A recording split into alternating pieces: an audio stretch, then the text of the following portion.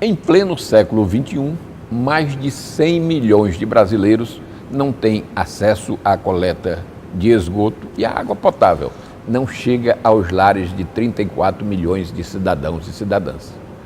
Os dados são referentes a 2015 e foram divulgados em janeiro deste ano.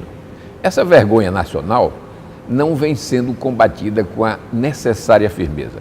Apesar de o país contar com a Lei de Saneamento Básico desde 2007, as metas para que as cidades tenham planos municipais de saneamento básico já foram prorrogadas 2 vezes, mas mesmo assim, nos dias atuais, somente 30% dos municípios aprovaram seus planos. O Mesa Redonda está no ar.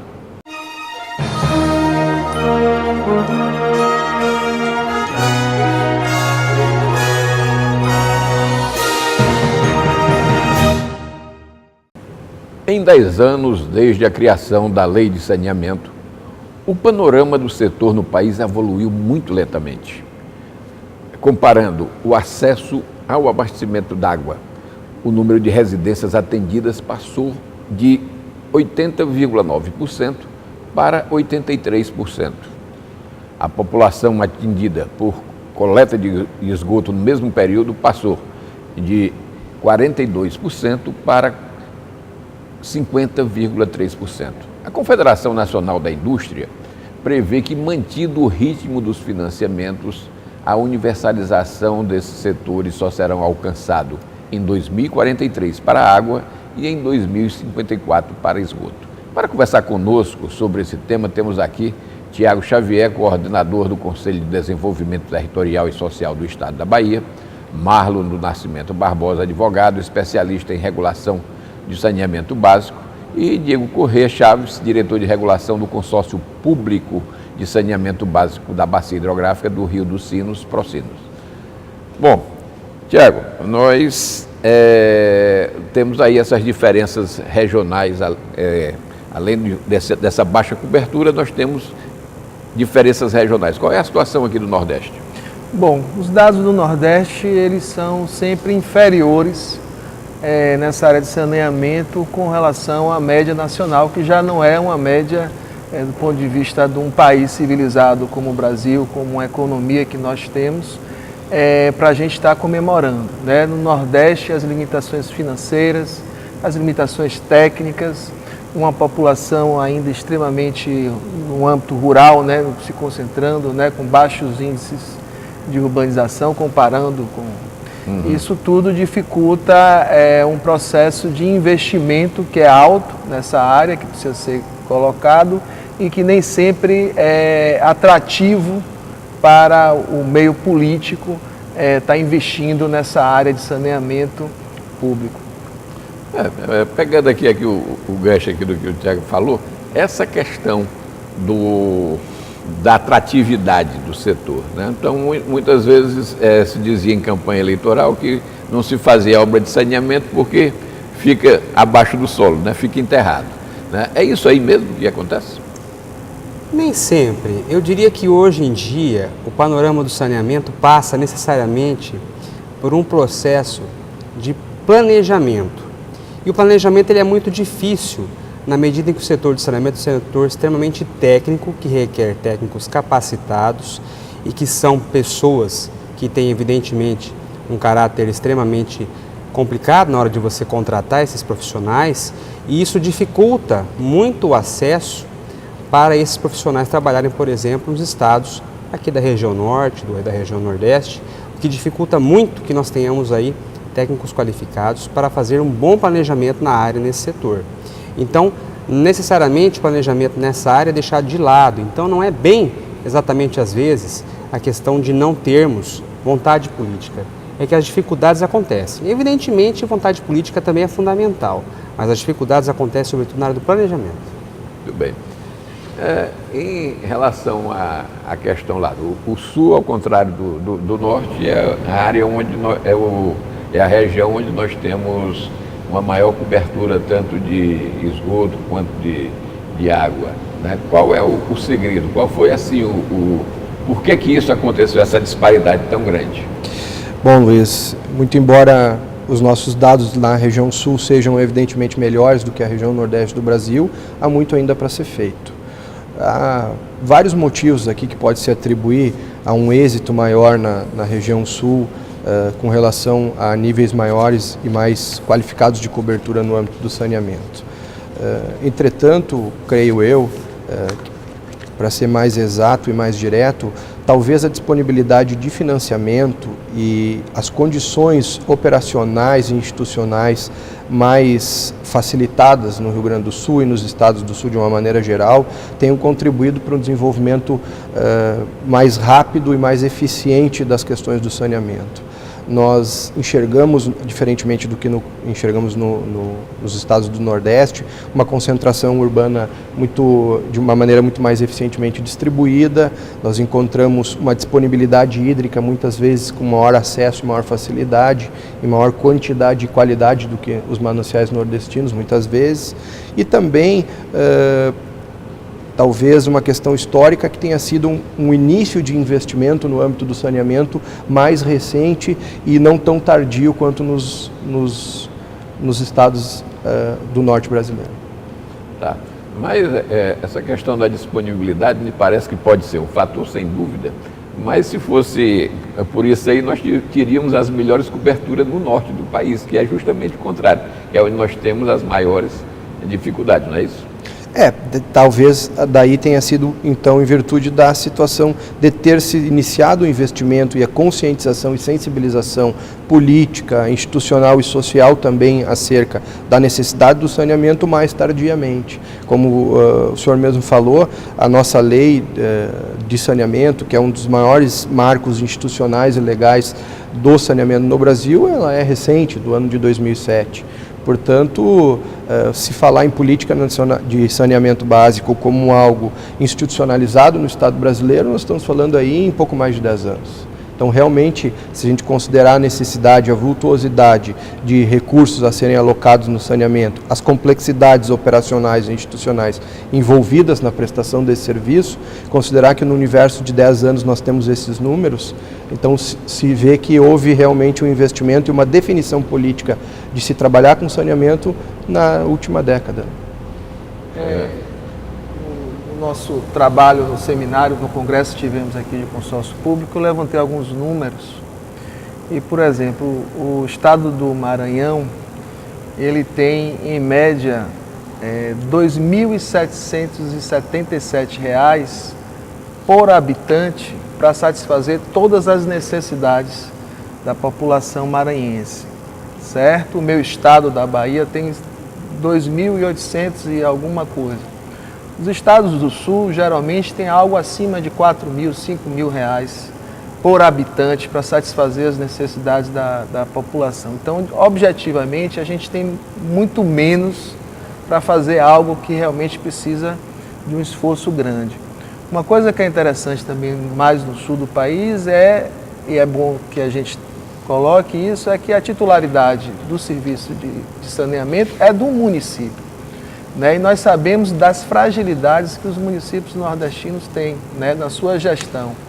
E é por isso que é importante hoje em dia a questão dos consórcios públicos, né, que no Sul se desenvolveu com mais antecedência que nós daqui do Nordeste e que, de certa forma, isso deu esse ganho, né, um ganho institucional, um fortalecimento ao municipalismo para que crie condições melhores para o saneamento e a sua regulação. E nós estamos ainda engateando nesse processo. E é por isso que iniciativas como essa que nós estamos vivendo hoje e que aconteceu desde o começo da semana com esse Congresso Maranhense de Consórcios Públicos são muito válidas, porque nós temos, sem dúvida alguma, que diminuir essa distância abissal que existe entre o sul do país e o norte e nordeste do país. Todos os brasileiros que moram no Nordeste, no norte do país, têm direito a ter o saneamento com qualidade. E para isso é que nós precisamos repensar o saneamento sempre, trazendo seminários, palestras, conferências, divulgando o assunto, debatendo com os técnicos, trazendo a população para debater o assunto, para que o Brasil diminua essas desigualdades regionais que existem de forma tão grande ao longo dos anos. Tá, nós vamos agora para um rápido intervalo e voltamos em seguida para a gente continuar aí dentro desse mesmo tema.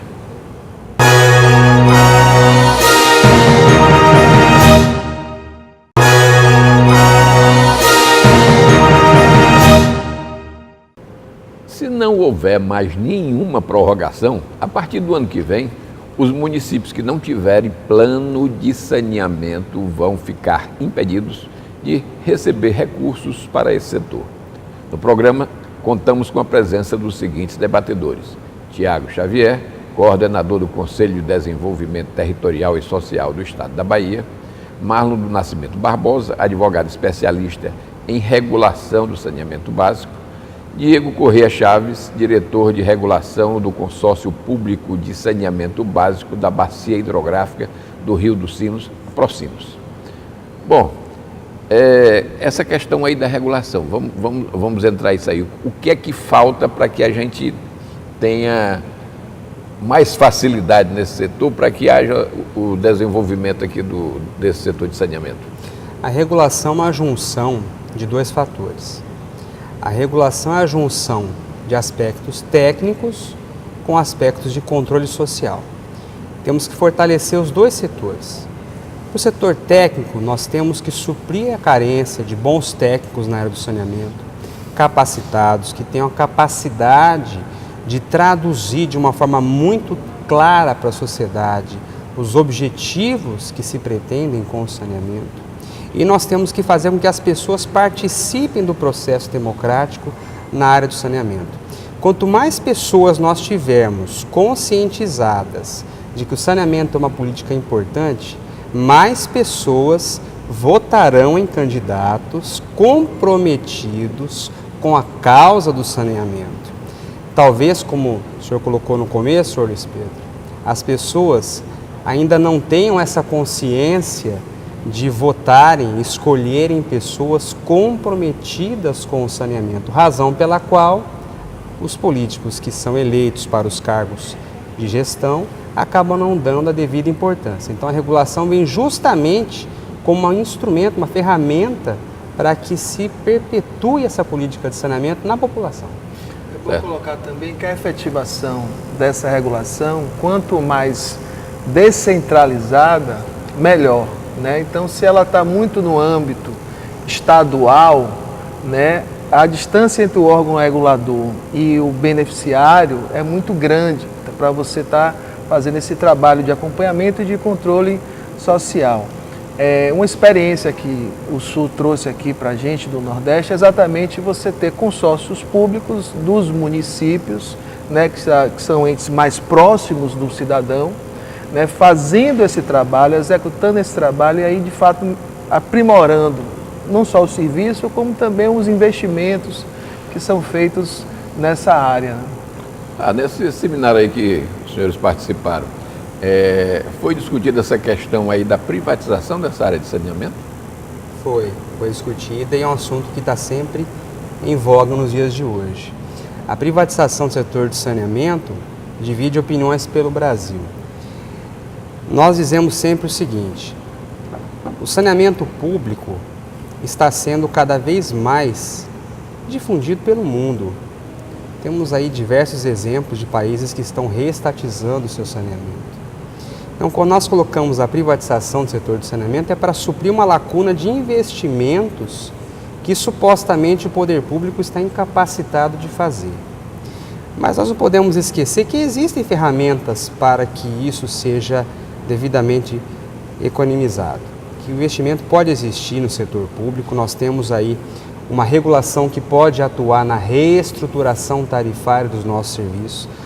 Não estamos dizendo aqui que o serviço tem que ser caro, não é isso, mas nós temos mecanismos de eficiência para fazer tarifas adequadas, para investirmos no saneamento, criando fundos de saneamento que podem ajudar nessa adequada gestão do serviço. E não podemos esquecer, é bom que se diga, que privatizar o setor de saneamento vai trazer um elemento interessante aí. No saneamento temos custos e investimentos.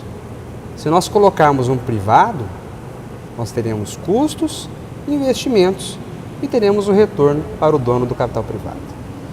Exatamente. Luiz, importante colocar também, no sentido do que os colegas contribuíram, de que a regulação é sim um instrumento de essencial importância para a gestão do saneamento, na medida em que, atuando com tecnicidade, subsidiado sempre por um auxílio técnico qualificado, que analisa custos, analisa contabilidade, analisa a necessidade de investimento e fiscaliza. A gente consegue, em suma maioria e de forma muito substanciada, afastar a política nociva do âmbito do saneamento. Política nociva, aquela que a gente pode sintetizar e exemplificar como o prefeito que se insurge contra um reajuste tarifário que é necessário para manutenção equilibrada, economicamente falando, do serviço de saneamento, num ano eleitoral, que teme por perder votos no momento em que vai ter a sua água e o seu saneamento serviço devidamente reajustado naquele ano. A lei de saneamento garante isso para todos os prestadores de serviço e coloca a regulação como ente capaz de manter equilibrado o contrato que disciplina esse serviço entre o titular, que são os municípios, e os prestadores. E aí nos mais variados modais que nós encontramos hoje no Brasil afora. O caso do Maranhão, em torno de 80, 85 municípios aí que contam com serviços municipais de água e esgoto, e na maioria dos outros o atendimento prestado pela Companhia Estadual de Águas e Esgotos, CAEMA. Exatamente. Aqui há cerca de uns 40 anos, mais ou menos, nós tínhamos também sistemas operados pelo Departamento Nacional de Obras de Saneamento, pelo DNOS, né? E à medida em que foi passando o tempo, esses equipamentos lá, todas essas aparelhagens e tudo foram sendo repassadas para os municípios. Então, muitos municípios hoje têm companhias de abastecimento, ou SAAs, que são os serviços autônomos que são mais frequentes, né? Mas a origem disso foram essas estruturas que tinham do DNOS, né? Que, infelizmente, se tratando do Nordeste, a gente não deixou de contar com esse tipo de apoio. Mas isso aí ia falando. Essa informação é importante e, assim, o congresso que a gente veio dos consórcios públicos, ele passa a ser uma ferramenta essencial exatamente pensando na realidade nossa do Nordeste, principalmente, que 80% ou até um pouco mais dos nossos municípios tem menos de 30 mil habitantes. E como bem falou Marlon, não só a regulação, mas também a prestação de serviços exige que você tenha técnicos, né, específicos, em suas especialidades, né, com capacidade para operar um sistema que é complexo, né?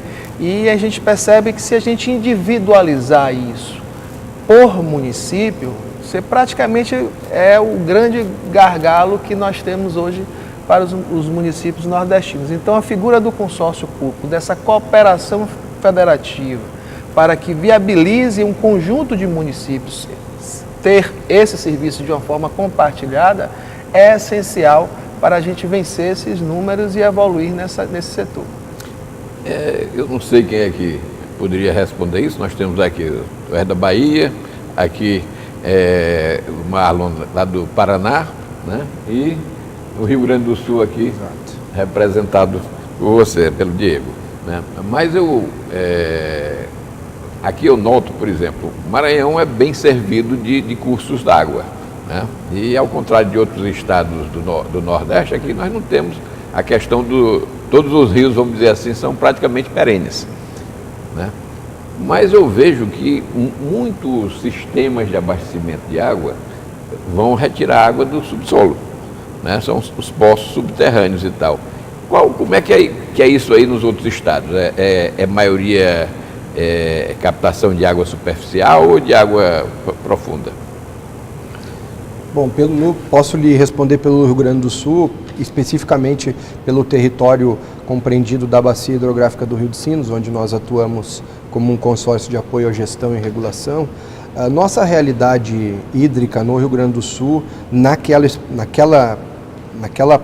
particular território, ela é muito sazonal.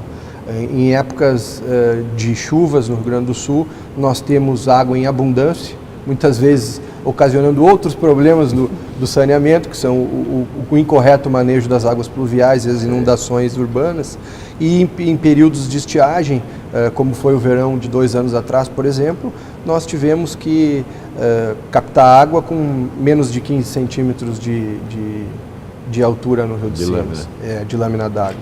Então, há municípios hoje na Bacia dos Sinos que têm 100% da sua captação para tratamento e distribuição para a comunidade feita por águas subterrâneas. Muito embora a realidade infinitamente essencial e maior no Rio Grande do Sul é de captação de águas superficiais.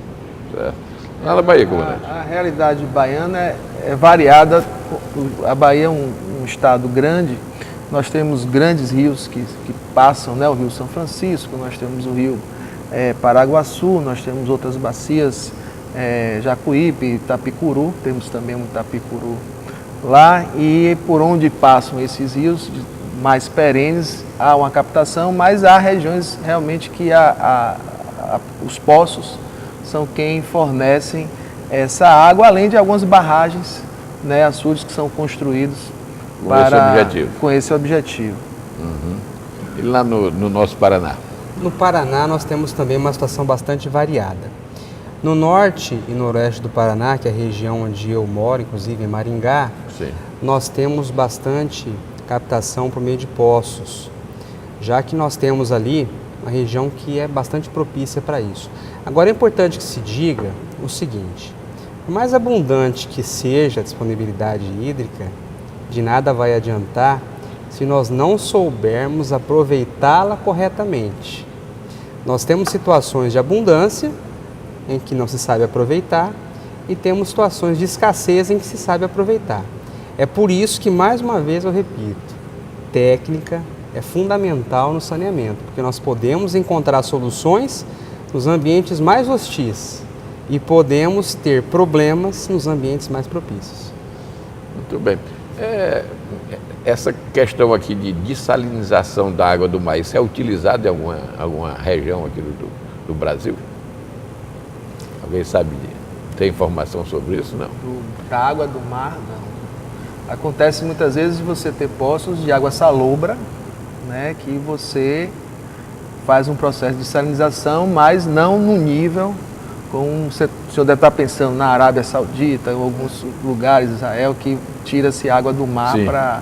Sim, perfeitamente.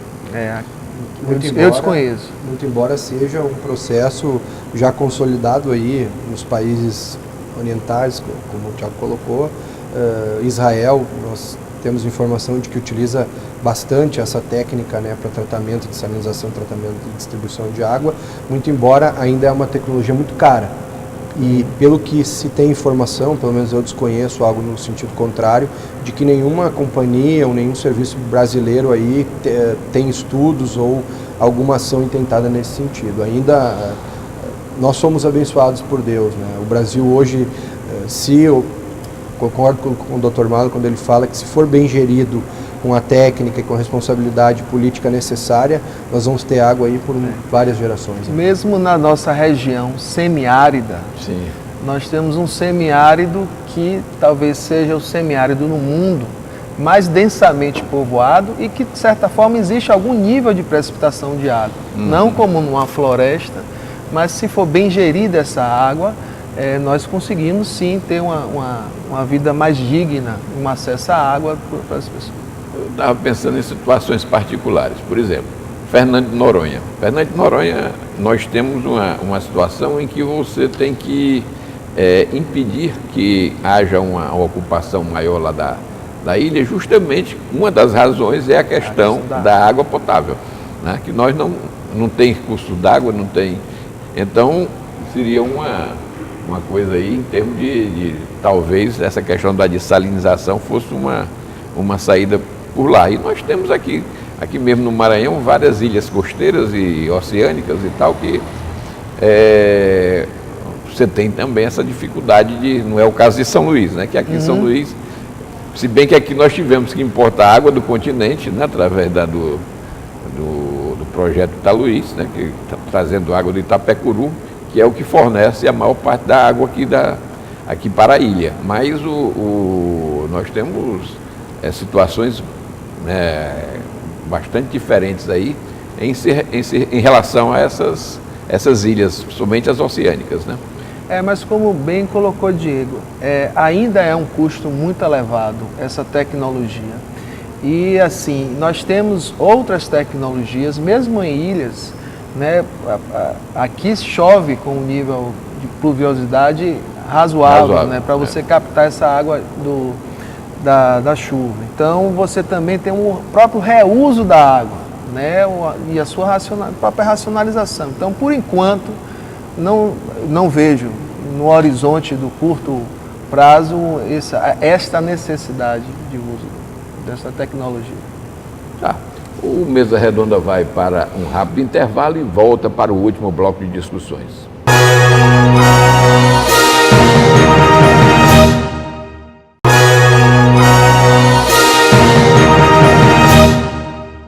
Estamos de volta com o programa Mesa Redonda, que hoje discute a respeito das dificuldades que o Brasil enfrenta para universalizar o atendimento de água e esgoto para cada residência do país. No programa, contamos com a presença dos seguintes debatedores: Tiago Xavier, coordenador do Conselho de Desenvolvimento Territorial e Social do Estado da Bahia; Marlon do Nascimento Barbosa, advogado, especialista em regulação de saneamento básico; e Diego Corrêa Chaves, diretor de regulação do Consórcio Público do Saneamento Básico da Bacia Hidrográfica do Rio dos Sinos, Procinos. Bom, eu estou convencido que, na verdade, essa questão dos consórcios públicos são uma saída, né? Até por razões de escala, né? Que ao invés de você ter vários sistemazinhos fechados, você pode ter um sistema maior. É essa a realidade lá na Procinos? Sem dúvida nenhuma, Luiz. Olha, nós no Consórcio Procinos, ao longo de 10 anos, trabalhando com a temática compartilhada do saneamento, chegamos à conclusão de que a ferramenta pública, consórcio público, é sem dúvida nenhuma talvez o maior facilitador para a implementação de políticas de saneamento, na medida em que ela se liga essencialmente ao que o saneamento propõe. Veja bem, nós temos a ideia no consórcio público de entes que dividem problemas comuns, unirem esforços em prol da resolução única destes problemas que afetam a todos. Enquanto no saneamento, e aqui eu vou citar o exemplo do nosso rio Itapecuru, que banha e fornece água para cidades aqui em torno de São Luís, em torno de 40 cidades abastecidas, em que se nós pensarmos que a ação ou a não ação de quem está acima da gente, a montante da gente no rio, tem impacto e tem influência a quem está abaixo. Certo. Assim como a nossa ação e a nossa não ação vai impactar em quem está abaixo da gente na bacia.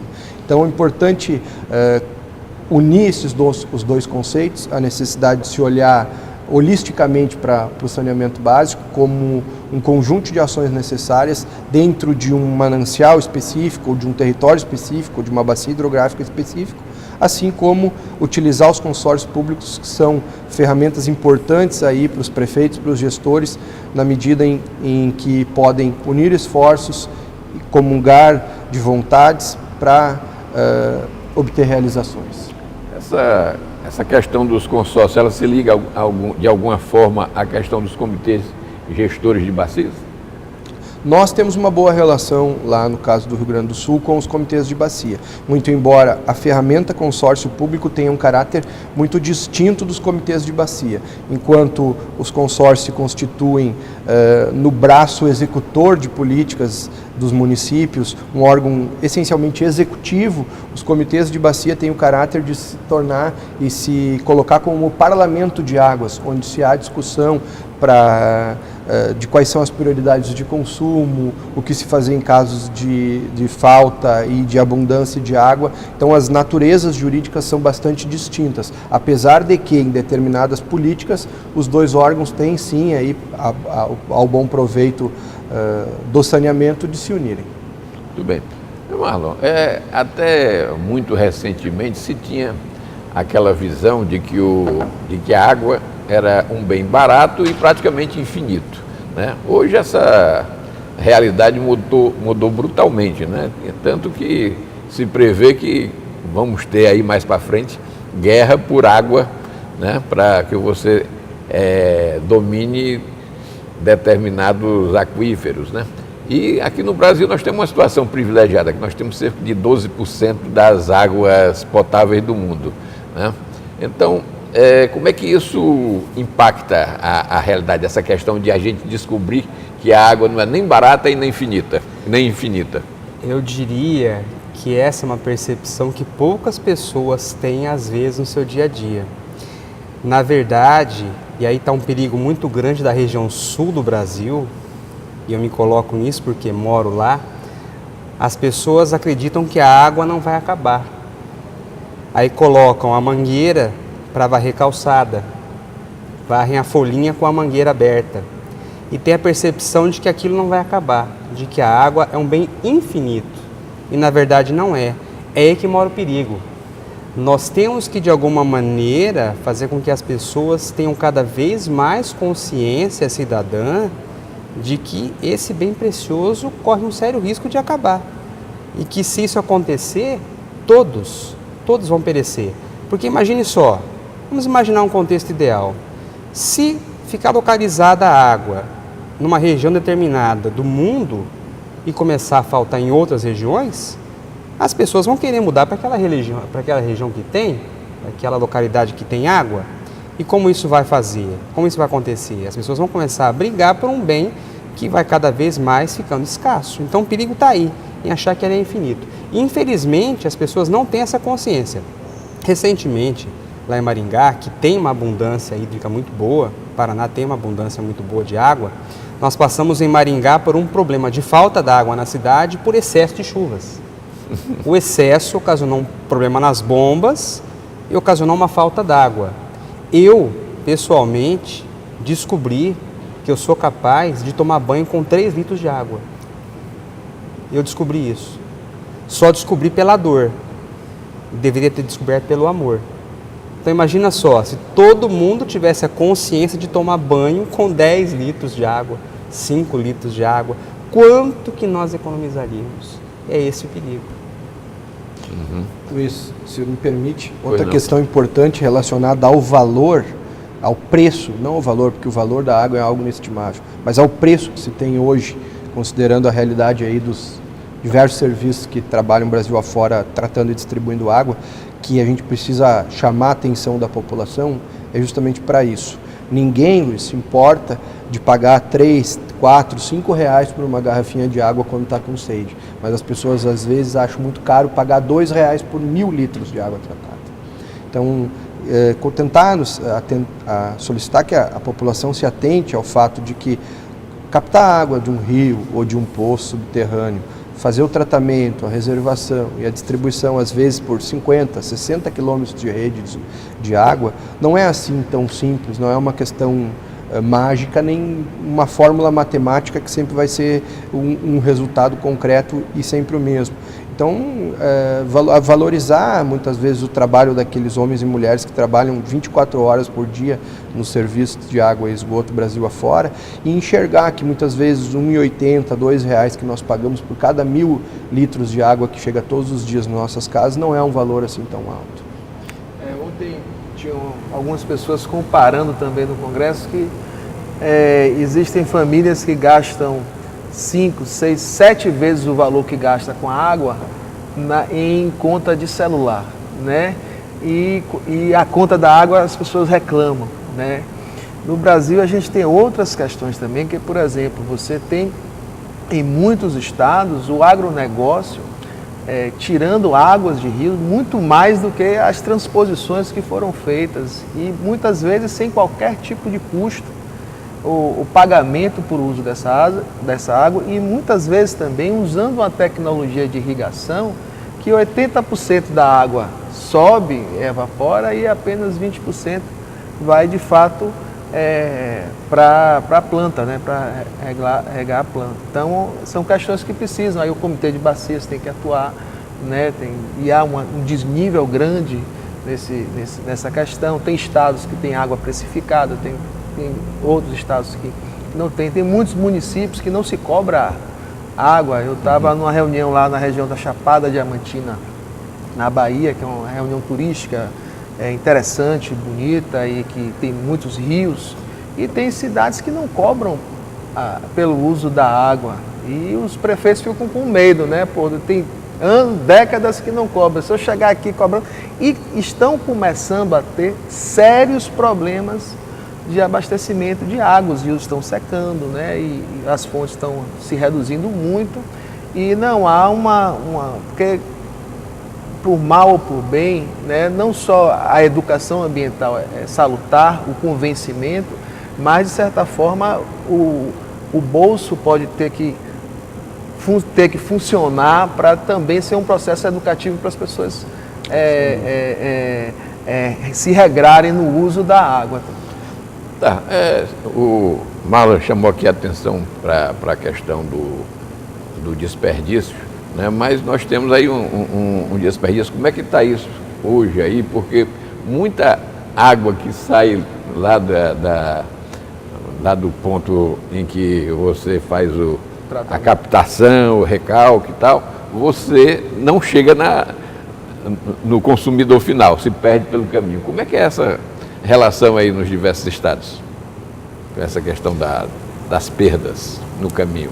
Nós ainda temos muitas perdas físicas, sem dúvida alguma. O Brasil perde muita água, em torno aí de 30%, 40% da água que se produz é perdida.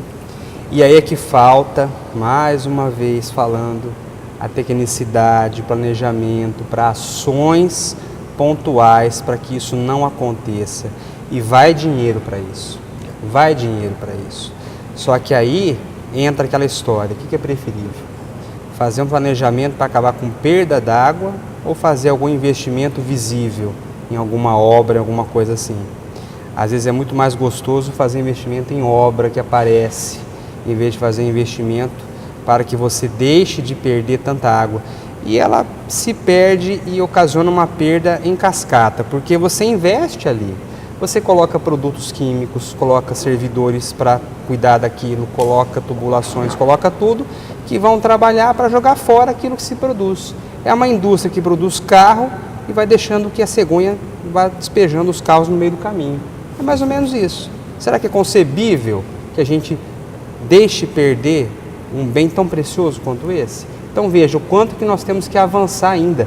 Discutíamos aí no nosso congresso que hoje nós temos aí, por exemplo, como exemplo, a Sanasa em Campinas, São Paulo, que tem uma perda de 19%, está alcançando níveis melhores de perdas, mas ainda perde muito. O que nós temos que fazer? Planejamento.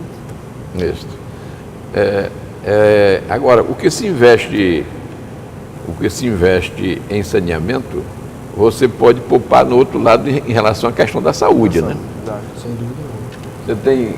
Vocês têm dados a respeito disso, alguma coisa? Esse é um número, né, Marlon, que nem sempre é um número muito habitualmente replicado, porque nós temos alguns estudos que falam em 6, outros que falam em 4, já vi estudos que falam em 8, mas vamos então deixar no 6 para ter uma média. Ainda assim é um número muito bom. Para cada real investido em saneamento básico, são 6 que se economiza em saúde pública. Ontem nós víamos aqui no Congresso ainda um dado muito triste, e um dado real de que 70%, né, dos atendimentos médicos aqui de baixa complexidade no estado do Maranhão ainda são por conta de doenças de veiculação hídrica. Então, se nós pensarmos que a gente tem todos os instrumentos de gestão para qualificar isso à disposição dos gestores, os consórcios para confluir vontades e esforços, as políticas de saneamento para serem implementadas, os planos para serem desenvolvidos e possibilitar ainda, depois de tudo isso, uma diminuição no custo da saúde básica, enfim, são só dados e ações que tendem a ser positivas, tem por que mais ficar se omitindo e deixando de fazer isso em detrimento de outras coisas. Tem que virar uma prioridade política. Bom, gostaria muito que a gente continuasse aqui a discutir esse tema assim tão importante, né, para todos nós cidadãos brasileiros, mas o nosso programa tem um tempo a ser cumprido e eu queria que cada um dos nossos convidados aí fizesse as suas considerações finais para que a gente pudesse terminar. Bom, eu queria agradecer o convite, fiquei lisonjeado, né, a TV Assembleia, aqui no nosso Mesa Redonda. Se fosse passar um recado é que o Estado do Maranhão, né, o governo do Estado, os prefeitos, os municípios, eles se esforçassem para, através de uma cooperação entre eles, tanto horizontal como vertical, viabilizassem investimentos nessa área de saneamento, que aí não é água, esgoto, é resíduo sólido, é uma série de questões que estão diretamente ligadas à qualidade de vida das pessoas, dos nossos cidadãos, e que, mais uma vez, eu estou sempre à disposição, né, para estar discutindo, me debruçando aqui. Nossa especialidade lá é com a política territorial, com o consórcio, que é a forma que é recente, uma forma de cooperação que é muito nova no nosso país e que precisa ser melhor implementada em todos os nossos estados. Muito bem, Marlon. Eu gostaria de dizer o seguinte, que o estado do Maranhão é um estado maravilhoso, um estado progressista, de gente ordeira, que recebe muito bem a todos que aqui chegam. E nós gostaríamos, tenho certeza, o Diego também comunga disso comigo, nós gostaríamos de estreitar os laços, diminuir essa distância que existe entre o sul e o nordeste do Brasil, de modo que nós gostaríamos, sinceramente, de convidar o povo maranhense a, junto conosco, junto com o Brasil, pensar o saneamento, pensar o seu dia a dia, pensar em que ações você pode fazer e pode cobrar dos seus políticos para que o saneamento possa evoluir. Nós não podemos ter um país dividido. Nós não podemos ter um país tão distante, tão diferente. Nós temos que ter um país igual para todos. Todos nós somos brasileiros. Devemos nos orgulhar da nossa pátria. E se lá no sul nós temos uma situação um pouquinho mais privilegiada, que nós coloquemos aqui a mesma situação para o povo nordestino, para o povo do norte do Brasil, porque juntos somos fortes. Muito bem. Diego. Faço minhas palavras do meu amigo Marlon, exatamente isso. Acho que a política de saneamento só vai se desenvolver em sua plenitude quando o controle social que está lá, legalmente previsto no texto normativo, for verdadeiramente implementado. E aí, para isso, meu caro Luiz, não há necessidade nenhuma de que prefeito faça alguma coisa, de que vereador faça uma lei, de que governador crie uma política e disponibilize verba. Precisa cada um e cada uma dos maranhenses e dos brasileiros entender que aquilo que chega ali na sua torneira não é mágico, é necessário, que ele tem que se envolver com aquilo ali e de que ele é uma peça fundamental e importante nessa institucionalização do processo de saneamento. Exerçam os seus papéis, cumpram com os seus papéis, com as suas funções, aloquem, se organizem, participem dos conselhos municipais de saneamento básico, cobrem de seus prefeitos, enxerguem a necessidade de saneamento, enxerguem que o tratamento de esgoto é qualidade de vida, a erradicação de algumas doenças. Participem. Nós nos colocamos à disposição, agradecemos a oportunidade de falar sobre saneamento, que é um tema que mexe muito mais com o idealismo e com os amores muito mais do que com a cabeça da gente. Tenho certeza que eu falo em nome dos técnicos que atuam no saneamento no estado do Rio Grande do Sul, que se forem provocados a ajudá-los aqui a atingir os nossos níveis, vamos fazer de tudo para importar as nossas medidas e as nossas ações para que vocês possam aí evoluir e se desenvolver no ponto de vista do saneamento como esse povo maravilhoso do estado do Maranhão merece. Obrigado. Muito bem. O Mesa Redonda discutiu sobre a Lei Federal de Saneamento, que este ano completa 10 anos. O programa, que é de domínio público, está disponível no site da Assembleia Legislativa, al.ma.leg.br, e conta com reprise toda sexta-feira às 9h30 da manhã. Obrigado por sua companhia e até o próximo programa.